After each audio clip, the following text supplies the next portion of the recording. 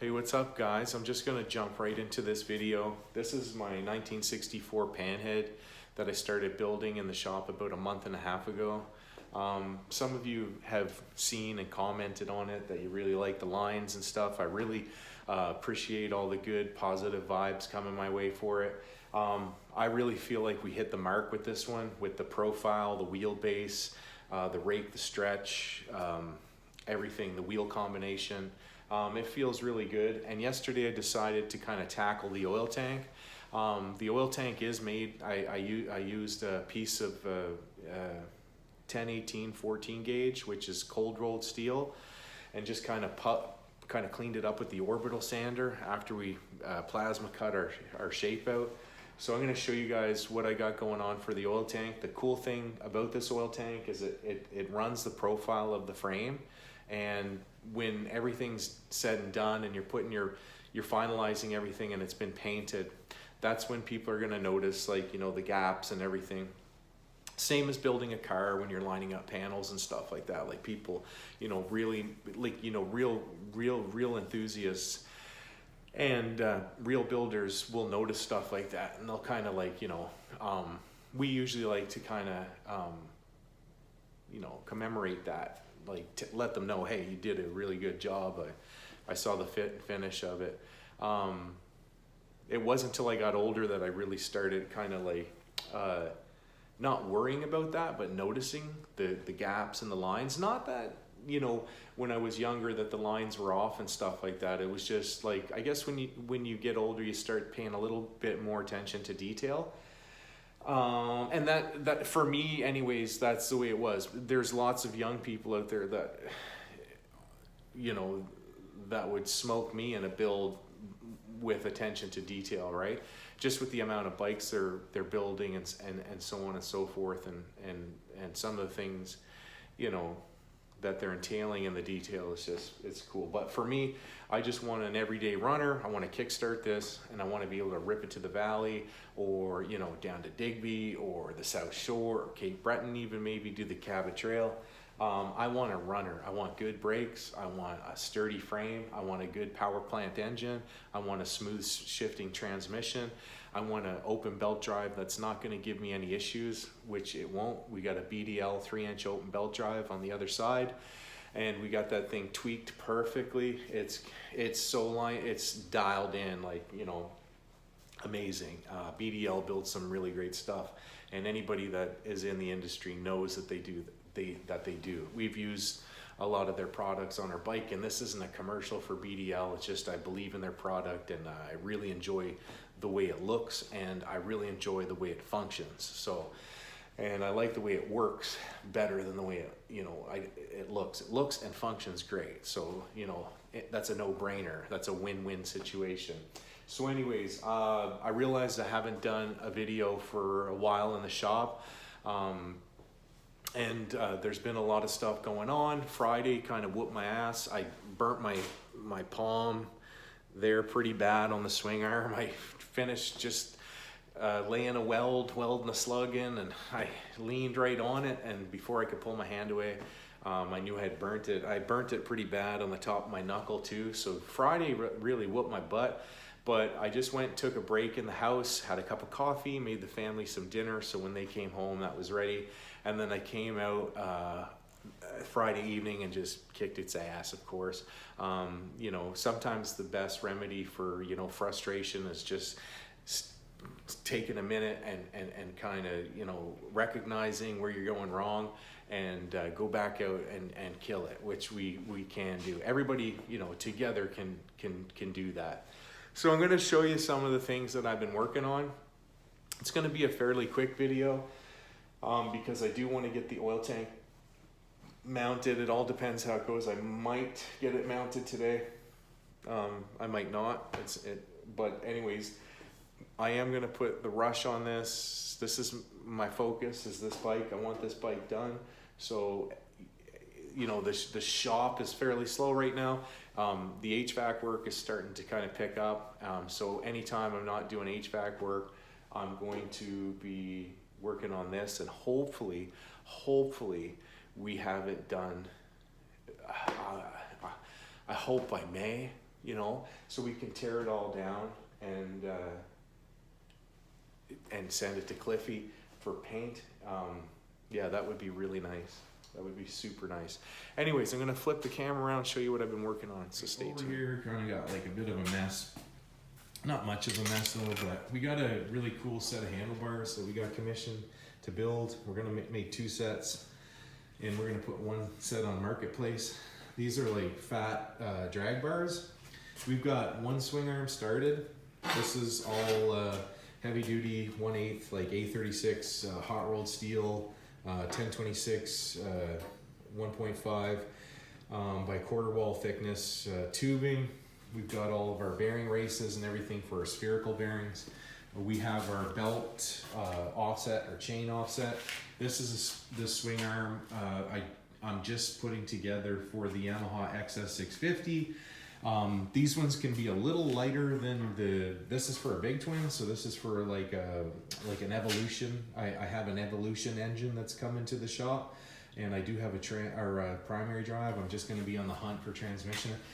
We kind of beef up the ones with a bigger drivetrain. These ones are 3/8, which is super adequate. We're only running a 650. That's the frame it's going in. We did a fit up and we took some pictures and posted them on Instagram and Facebook on Friday, and it seemed to be well received. These frames are now up on the website. You can purchase one of these frames. It's about a 2 to 4 week lead time, and you can go check them out at www.snscustomslimited.com. They're just a real nice option for the XS650 builders. Currently, you can correct me if I'm wrong, but we're the only producers of full soft tail production frames for XS650s. I haven't been working much on the stuff in the back, but there's your swing arm and stuff like that.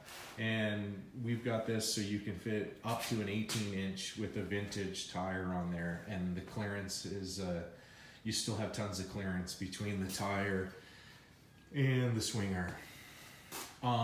The other thing I've been working on is this Springer front end. This is a 2 over stock. This is going to be headed to Houston, Texas, to a friend of ours down there that's building a really nice trike.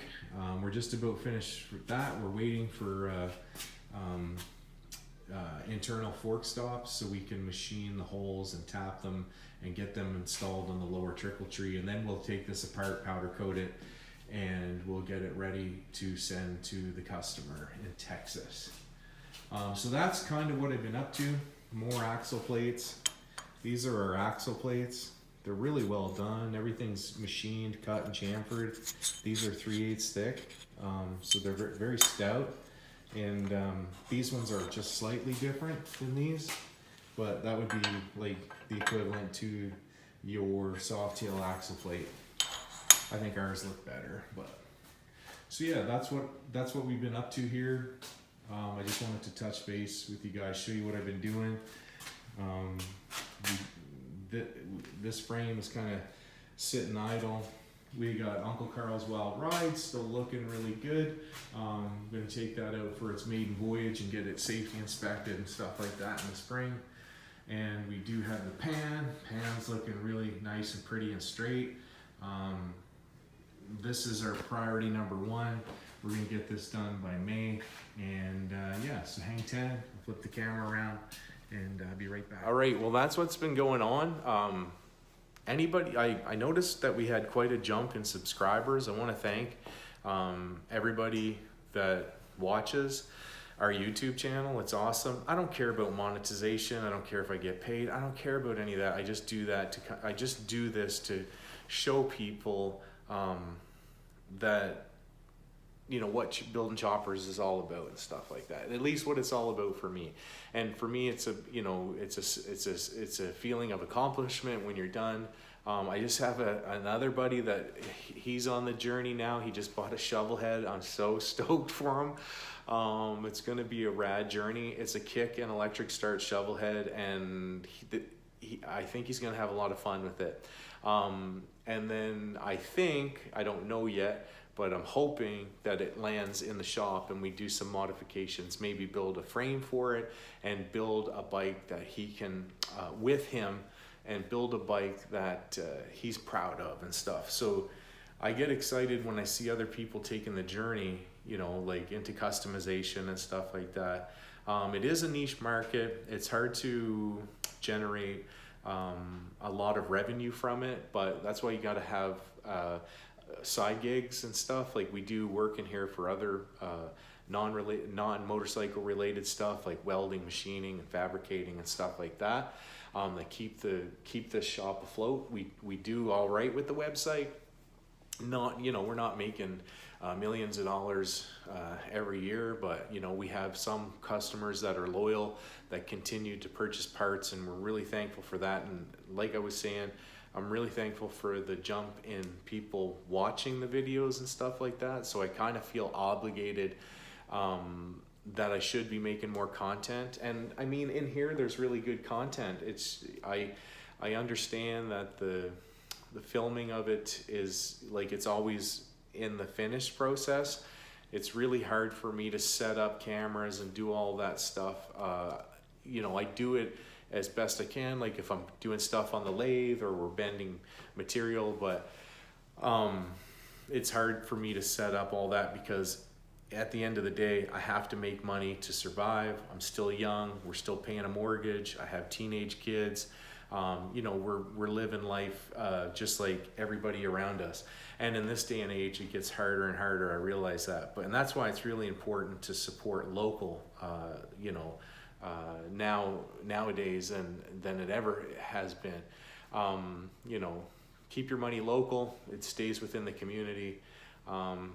You know, people have made it just too easy to, you know, buy from foreign places. I get it. It's cheap. And I get it. I do, like when you're trying to save a buck. But, you know, just to keep in mind when you keep it local, that your money stays in the community, your money stays in Canada. And for me, that's really important politically and, you know, economically, because it enhances the wealth within the community, and the relationships and stuff like that become better. You know, it's just it's a no-brainer. So anytime you can support local, you know, please do. We appreciate it. If you enjoy these videos, you know, please like, subscribe, do all that stuff, ring the bell, and enjoy your day. Thanks for watching. I'm sorry I didn't have anything more entertaining, but I thought I would do a video just to kind of touch base and let you guys know what I'm up to. The swing arm is cool beans. That was a lot of fun to do, and I'm gonna get chopping on the pan head. So be cool, and I'll talk to you later in the next video. Peace.